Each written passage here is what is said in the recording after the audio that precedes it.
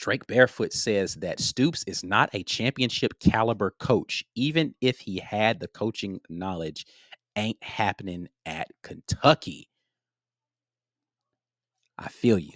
Listen, yeah, I mean, coaching a game, like if and this is how I think about a lot of these things. I talked, kind of a lot about Drinkwitz versus Stoops, um, versus Heupel. And if I had to just say, all right, man, we're coaching for a championship, and I can keep whatever roster I want to, and of course the roster matters because it's got to fit to the coach. But I just got to put one guy in charge to get me ready for one game. Who would I trust between a Heupel, a Stoops, and a Drinkwitz? Of those three guys, I think I'd take Josh Heupel. I just would. I'd take Josh Heupel if I'm coaching one game for the championship, one and done. We got to get it done, and I have to pick between those three coaches. I think I'm going to take Heupel. If I'm starting a program, we can take it from there. If I'm starting a program fresh and we gotta rebuild this thing, who of those three coaches do I trust to rebuild my program most? I'm taking Josh Heupel. I think Drinkwitz would be number 2 on that list.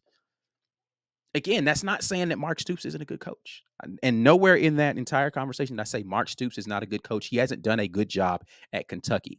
But if I'm trusting somebody to rebuild my program and I have those 3 names as guys on my board that I could go and hire tomorrow, and I know that each of them is equally interested, and it's not about, who I'm going to pay. Like, none of those other external factors are in there. And I have to pick amongst those 3 coaches. I'm taking Drinkwitz and Heupel before I take Stoops. So, yeah. But next up on the list for SEC coaches that fell outside of the top 25 is our guy, number 33, Coach Hugh Freeze. Actually, I take that back because next on the list is actually Mike Elco. I don't know how I skipped him on my thing that I wrote out here because number 32 is Mike Elco. So Mike Elco, number 32 on this list, is right above Coach Hugh Freeze. My apologies, Mike Elco. He is number 32 on this list. Now the Texas A&M coach, he jumped 12 spots from last year's ranking. Mike Elko is a really good coach, right? And so I'm not really mad at this either. What he was able to put together at Duke, I think, I ain't gonna hold you. I might pick Mike Elko before I pick Mark. The more I think about this ranking of where Mark Stoops is, the more I'm like, I don't know. I think he's getting a little bit like overrated a little bit here. Like, again, I'm not saying Mark Stoops is a bad coach. He's not. I think he's a good coach. I just don't think he's better than what I'm using the same criteria. If I'm having to restart a program and I want to turn my program over to somebody, whose hands would I put that program in? I'm putting it in Mike Elko's hands before I'm doing Mark Stoops. He's ranked number 32 on this list right now, just outside the top 25. I think he's a better coach than Mark Stoops. And I hate to keep beating that Mark Stoops drum, but because we're talking about SEC coaches, that's why I'm where I am with it. All right, next up, and again, apologies for skipping over him, but next up is Coach Freeze at number 33, just behind Elko. According to the write-up here, he was ranked 26th last season upon his return to the SEC, but it looks like our voters weren't overly impressed by the Tigers' 6-7 season as he drops 7 spots this year. I wouldn't worry about it too much if I'm an Auburn fan, though, because Freeze's track record suggests there will be improvement. His team win totals improved his second season at every stop. His last year's ranking was number 23. I am not mad at where Coach Hugh Freeze is based upon early returns from last season, right? I'm not mad at where he ranks here. And if I look at the coaches who are ranked above him and the coaches that are ranked below him, I think he's probably there's nobody other than maybe Mark Stoops. I hate to keep again. So here's what I want to put as my reasoning for some of this stuff, right? So again, let's rank or look at the coaches that are in front of him on this list and ask, if you put that coach in Auburn's locker room last year, how many wins does Auburn get from that coaching? And Kirby Smart, I think he probably could put together a better season right now. He would have had more cachet, right? Because he would have been coming from Georgia and he's got the championships. But Kirby Smart, clearly a better choice, right? Brian Kelly, I think, has done a little bit more recently. I think, I, me personally, I don't know if I would want Brian Kelly to be the head coach of my team, but I do think that he deserves to be up there, top 2 or 3 in the conference. Steve Sarkisian, love it. Love where he is on this list. Kalen DeBoer, I'm not mad at him being above Coach Hugh Freeze right now. I think that listen, he's made a college football championship just last season at Washington, right? So no doubt Kalen DeBoer is a good head coach. I think that he has the track record, and they've turned over one of the biggest brands in college football to him. I don't think that he is undeserving of where he's ranked right now. I'm iffy on Lane Kiffin, right? Like if I needed to restart the situation, I do think Auburn's offense would have been Lane Kiffin would have been stubborn enough to call his own plays last season. So Auburn's offense probably would have looked a little bit better last season with Lane Kiffin. So I'm not mad at that. In the long term, about like who I would trust to handle my program for the next, right? Because Coach Freeze says he wants to retire at Auburn. Would I want Lane Kiffin to be the guy that retires at Auburn because he's still relatively young? I don't know about all that. I don't know about all that. Like I ain't there yet on Lane Kiffin. But I think that Lane Kiffin is a good coach. Again, that doesn't speak to what I think is he is a good coach. And this is where I get into Mark Stoops. Like, bro, I can't give that to you. Like, if Mark Stoops was the head coach at Auburn last year, would Auburn have a better record? Would they have had they definitely do not have the recruiting rankings that they have coming out of that season. I can't see it. I cannot see it. Drinkwitz, what he's been able to accomplish at Missouri as far as wins on the board and what he's doing with his recruiting, I don't know. Drinkwitz is a good coach, man, and he's an X's and O's guys. He knows his offenses really well. I'm not mad at Drink being higher than him on this list right now. Right now, right? I think Coach Freeze has some time to improve himself there, but I like Drinkwitz. I think he's a good coach. Again, Josh Heupel, I think he's a good coach. Would I trust him to put the program in his hands and be able to turn it around and get some, with the Auburn brand and the Auburn boosters getting behind him? Would he be able to take Auburn into the next, decade of whatever? Yeah, I think he could do it. I think he could do it. He's done well at Tennessee. Um, I think Mike Elko's a really good coach. I 100% would trust him with my program leading into the future. Looking at what he did over at Duke, I 100% say, yeah, put some money behind him and he's going to have a ferocious defense out there and he's going to figure out how to hire well, put some good staffs together at Duke. Yeah, I would let Mike Elko be the guy to lead that program into the future. So, not mad at where Coach Hugh Freeze is. I think that he drops a little bit in people's minds because of a couple of things, right? Like you you can't have New Mexico State happen, right? The way in which the team performed early in the season in the Texas A&M game, and like I listen, the talent and all this other stuff, whatever, man, that team underperformed still, in my opinion, last season. And the reason why he doesn't drop further, having a New Mexico State stain his resume, is how phenomenal a job he's done in recruiting. And I think that the recruiting prowess is what keeps you up here in that top 40 conversation as coaches. And he has an opportunity to make a monumental leap. Well, not monumental, because I don't know that Auburn's going to shock the world of this season. We'll get more into kind of what the predictions are for the season as the summer progresses and as we get into the fall. But I do think that Auburn has an opportunity to turn some heads this football season if they go out there and they really get some games that people aren't expecting them to, or perform particularly offensively much better than a lot of people assume that they will. There's an opportunity for Coach Hugh Freeze to really make some things happen. So yeah, I think where he is right now on this list is respectable. And I think that he's in a good place to really jump himself into that top 25 coach conversation based upon just what his history has been with being able to progress programs year over year. I think there's an opportunity for Coach Hugh Freeze to do that in this next season. We'll see what happens there. All right. Next up on the list for SEC coaches is coming in at number 34, just behind Coach Hugh Freeze, and that's Brent Venables, the Oklahoma coach. Now, these two coaches will go head to head this season as well, right? We actually, Coach Hugh Freeze is, I mean, of course, he's going head to head with a lot of these folks, but he's going to get an opportunity to go head to head with Mike Elco, who's just above him on the list. Where, I'm talking all this Mark Stoops ain't better than Coach Hugh Freeze stuff. They will get an opportunity to go head to head as coaches this season and see whose program is in the better space. But just behind him on this list, Brent Venables is coming. Oklahoma is making the trip into Jordan-Hare Stadium this coming season. You will get an opportunity to see head to head which of these coaches has their programs ready to go and take the next step. Brent Venables,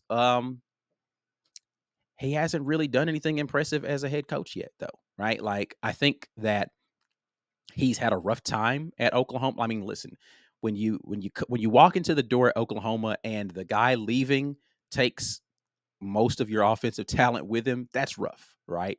But he's supposed to be this defensive coach, and I think that defense got torched a couple of times in some.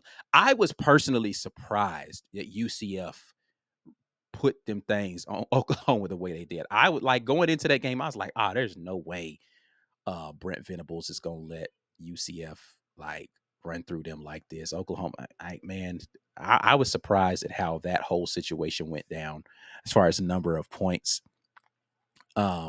So, but I think Brent Venables is a good coach.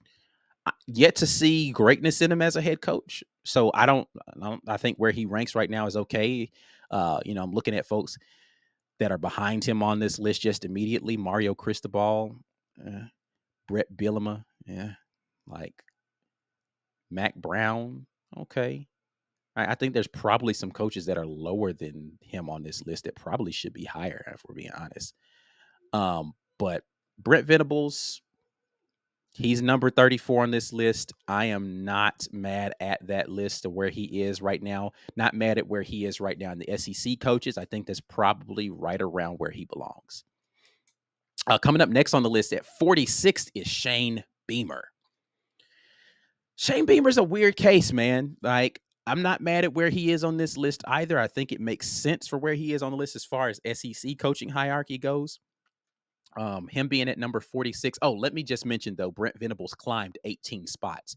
That's the place where I'm just like, what did he do to climb 18 spots over last year? Like, I don't know that anything that they showed last season is worth 18 spots higher. But again, I'd have to look at the comprehensive list of where other people fell that were in front of him and all that kind of thing. But for him to climb 18 spots seems a little weird. I ain't gonna hold you on that.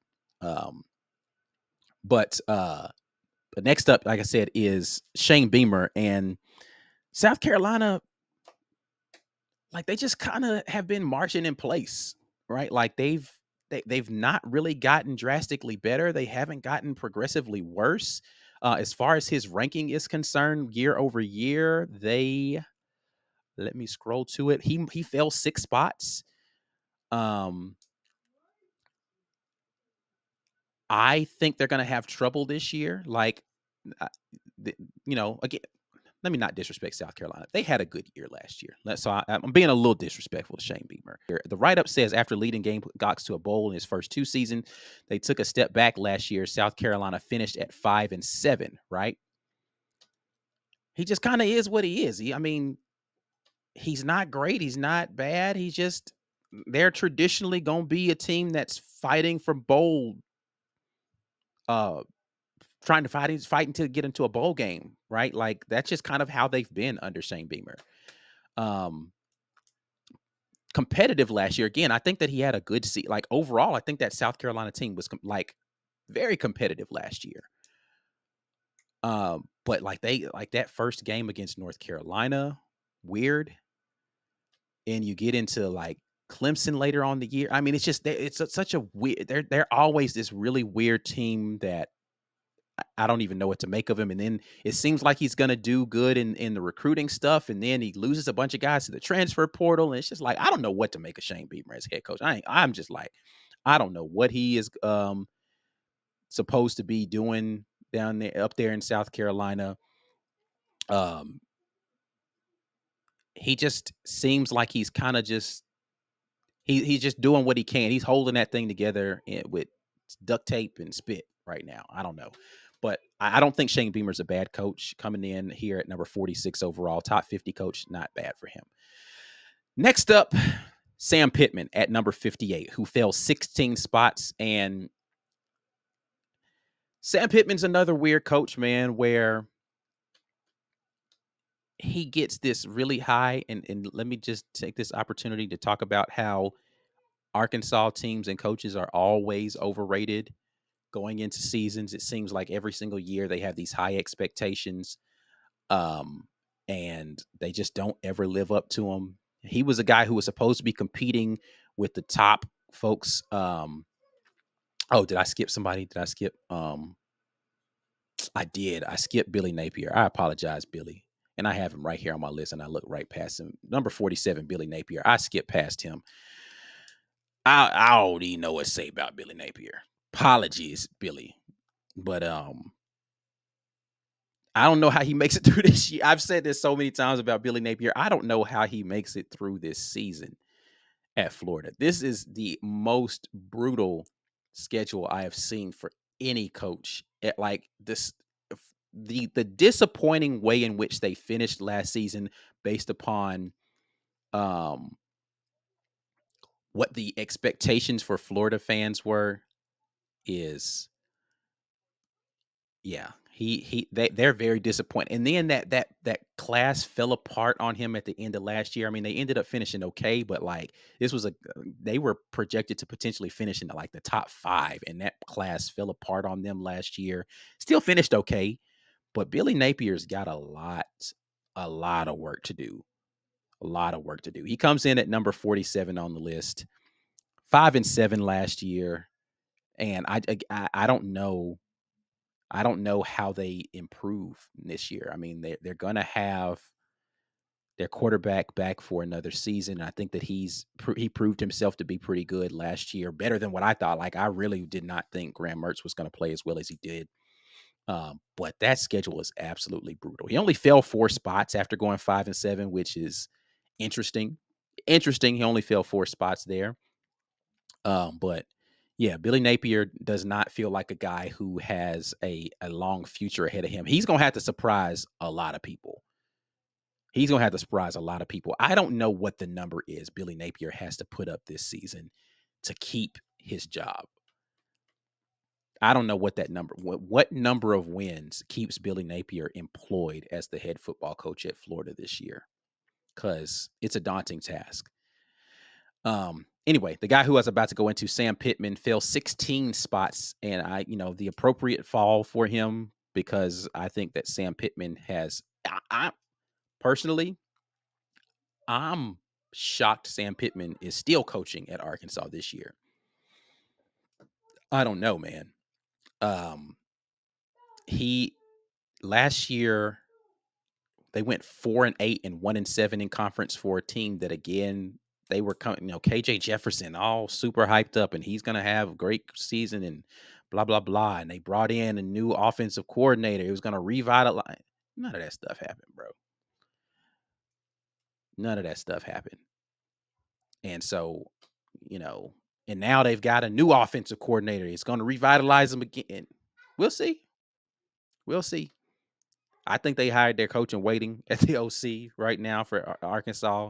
It's another guy who I'm like, how many wins does Sam Pittman need to get this season to keep his job? Because I feel like he's holding on by a thread right now at Arkansas. Holding on by a thread. Arkansas has shown just recently in their basketball situation, they haven't had a problem spending money. So, which is another reason why, like, it's interesting that Arkansas went out and spent all this money on their basketball program, and it's letting their football program wallow in mediocrity. Like, has Arkansas just decided we're going to be a basketball school now? Is that what we've decided? We're gonna be a basketball school. Let's forget about football for a minute. Thank you for the years that Arkansas football was decent, but we're not going back to those days. We're just going to be okay with where we are. I don't know. And that's not to say I think Sam Pittman's a bad coach. I don't think he's a bad coach. I don't think he's a great coach. I think he's a really nice guy. This era of college football, I don't think fits Sam Pittman. He's one of those guys that I think that in this era of college football, I don't know how he becomes successful, because he's not particularly big on what needs to happen in the transfer portal. He's never done particularly well in high school recruiting. I don't know how Arkansas keeps talent on their roster in this era of college football.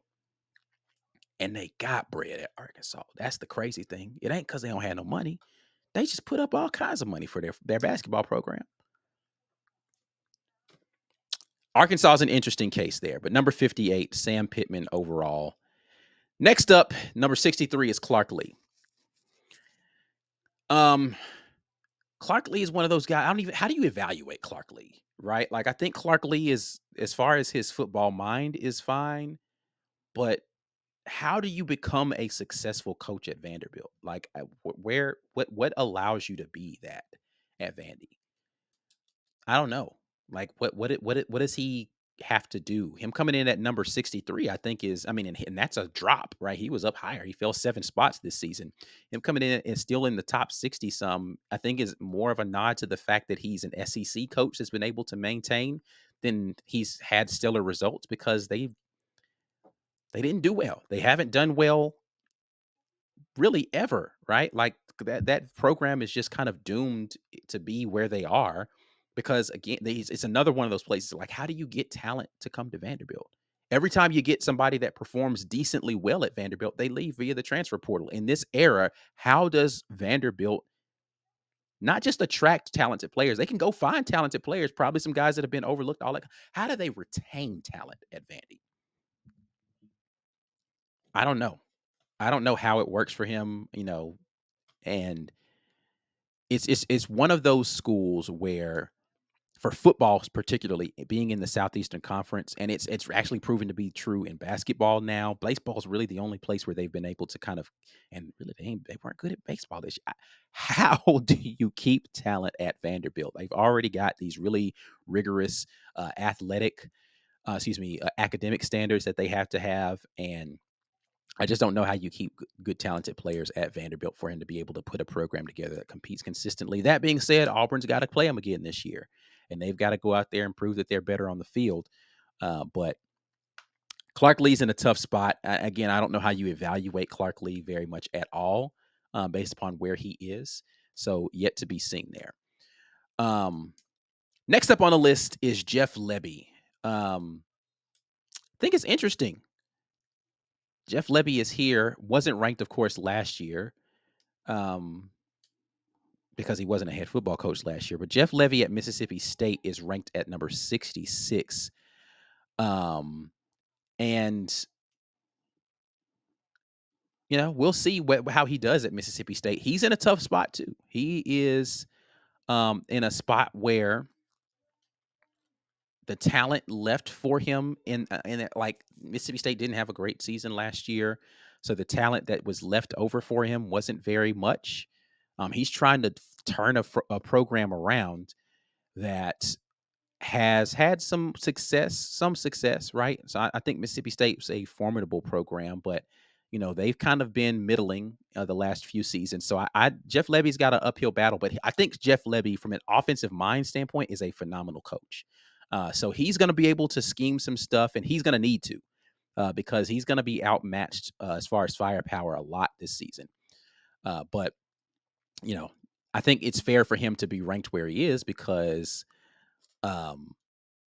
he doesn't have a tenure in front of him to really speak of. So I'm not mad at where. And this is the same argument I had about this quarterback situation when we talked about where Peyton Thorne was ranked.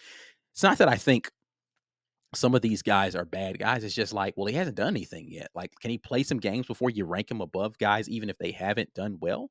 Right. So again, look at Clark Lee, Sam Pittman. Those guys are not ranked higher than Jeff Lebby, because Lebby hasn't coached. So how do you put them above them? And, this list seems to agree with that. Let's put the guys who haven't done anything below the guys who have, even if their resume doesn't look great. So going to be interesting to see how Jeff Lebby does in his first year. So let's see. How many did I have on here? 1, 2, 3, 4, 5, 6, 7, 8, 9, 10, 11, 12, 13, 14, 15, 16. That's all of them. Those are all the coaches there in the SEC. Jeff Lebby at number 16 overall in the conference. Not bad. for the list having all guys in the top 68 coaches in college football this coming season. Again, I'd argue that some of these coaches are probably a little improperly placed, but and really it's really just Mark Stoops. Like if I'll be honest, it's really just Mark Stoops. But listen, Mark Stoops probably doesn't watch this program, doesn't care anything about what I have to say about what he will do at Kentucky, but we will see what happens for he and his Kentucky Wildcats going forward. For full episodes, make sure you head over to the War Report's YouTube channel and check out the Weekend Tailgate. Every Sunday, we're going live. Join us on the live stream at 1 p.m. Central Standard Time. Until the next time, War Eagle.